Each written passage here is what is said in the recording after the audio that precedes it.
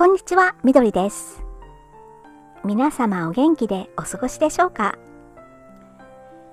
今回は欠点についてお話ししたいと思います。突然ですが、皆さんは自分の欠点についてどんな風に感じていらっしゃいますか？ああ、こんなところが嫌だな。もっとこうだったらいいのにと思ったことが一度や二度はあるのではないでしょうか。実は私も若い頃は随分自分の欠点に悩みました。どうしてこんなに心配性なのだろうとか、もう少し要領よくできたらいいのになと思うこともよくありました。でも今回お伝えしたいのは、その欠点、実はあって当然どころか、あった方がいいものなんです。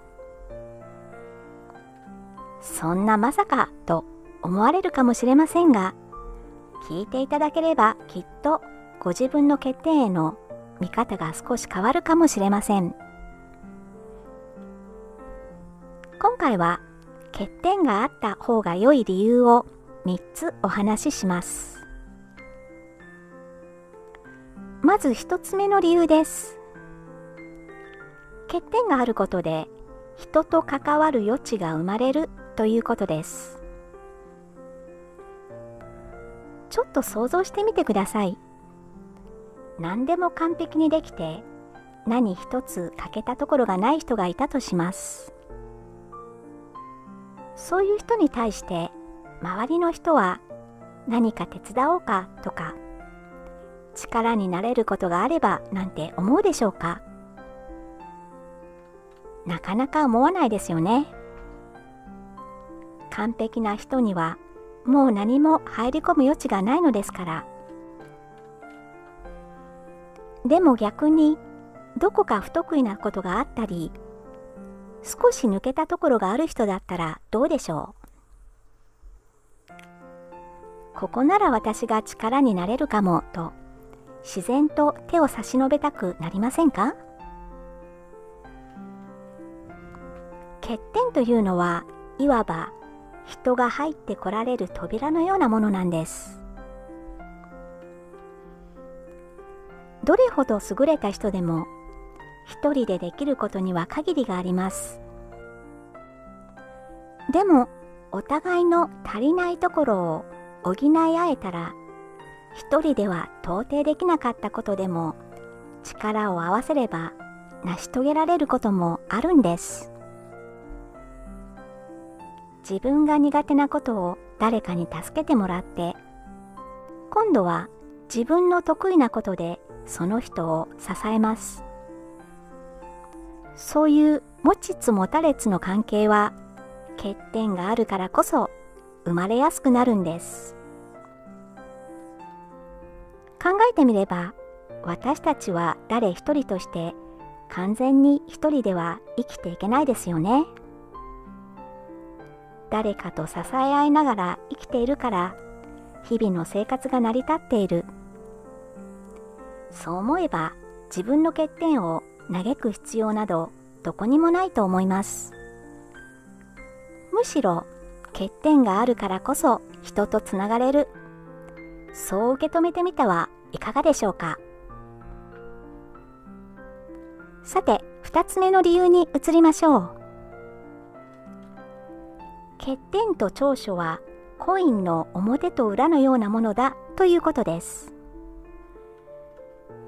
皆さんはもしかしたら気づいていないかもしれませんが、人の性格や性質には必ず良い面と悪い面の両方がセットで備わっています。どちらか一方だけということはないんです。例えば、優柔不断という性格ですが、これはよく欠点として挙げられますよね。なかなか決断できない、いつもぐずぐず迷っている、ちょっとネガティブな感じがするでしょう。でもこの性格を別の角度から見ると、慎重で丁寧、いろんな可能性をじっくり考えられる人だとも言えるんです。心配性もそうです。心配性は悪いことのように言われがちですが、裏側にあるのは慎重さです。物事をよく考えて、リスクを見越して動ける、それはとても大切な力だと思いませんか？面倒見が良すぎておせっかいだと言われる人はどうでしょう？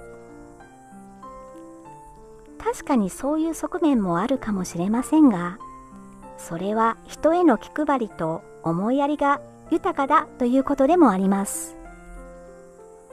それって素敵なことではないでしょうか。つまり、どんな性格も見る角度によって短所にも長所にもなる。欠点だと思っていたものが実は長所とつながっているんです。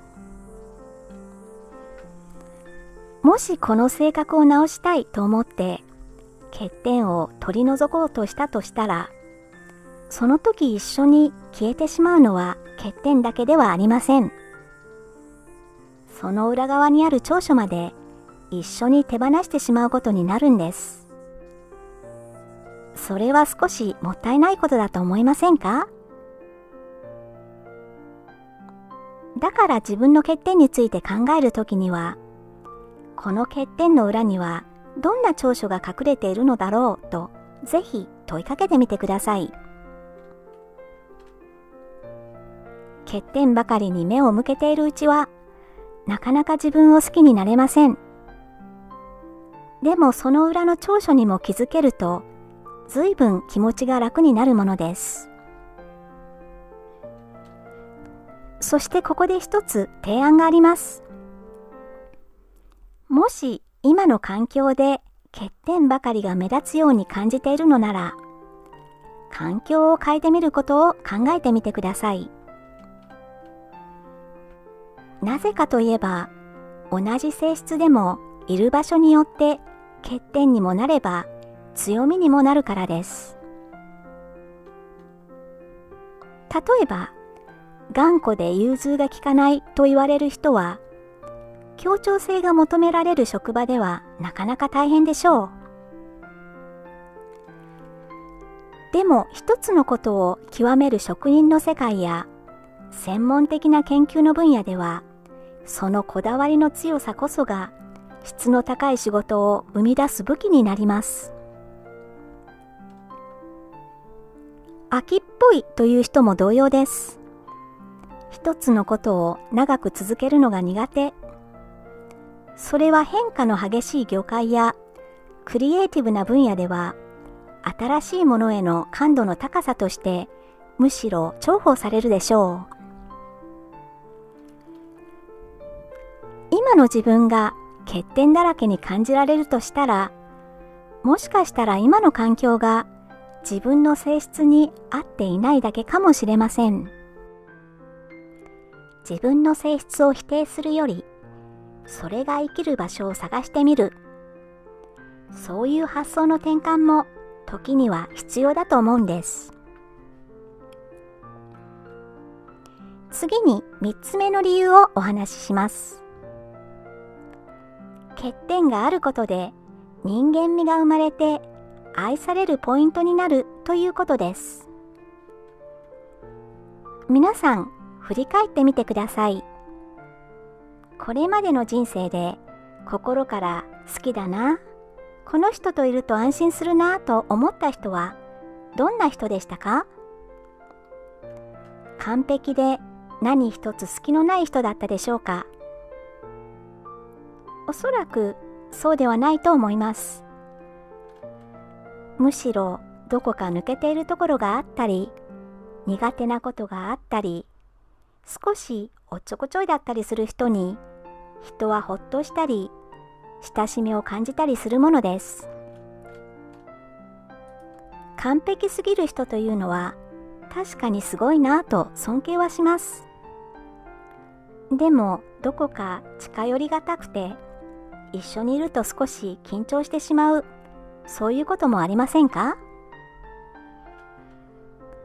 それに比べてどこかに人間らしい弱さや欠点のある人には自然と心が開けて一緒にいたいと思えるもんです。そう考えると欠点というのは人を遠ざけるものではなく、むしろ人を引き寄せるものだと言えます。一つ目の理由でもお話ししたように、欠点があるからこそ人とつながれる。そしてそのつながりが日々の暮らしをもっと楽しく、もっと豊かにしてくれるんです。今回は欠点があった方が良い理由として3つのことをお話ししました。おさらいすれば、1つ目は欠点があることで人と関わる扉が開かれて、お互いを補い合える関係が生まれるということ。2つ目は欠点と長所は表裏一体で、欠点の裏には必ず長所が潜んでいるということ。そして3つ目は、欠点こそが人間味を生み出して人に愛されるきっかけになるということでした。自分の欠点が嫌だと感じることは多くの人が経験することだと思います。でもそこで情けないと落ち込むのではなく、この欠点があるから誰かとつながれる。この欠点の裏には長所がある。この欠点のおかげで私は人間らしくいられると少し視点を変えてみてください。そうすることで自分自身に対する感じ方もだいぶ変わると思います。最後までお付き合いいただきましてありがとうございました。これからも時々心理学の学びをシェアします。応援していただけたら嬉しいです。よろしくお願いいたします。それではまた次回お会いしましょう。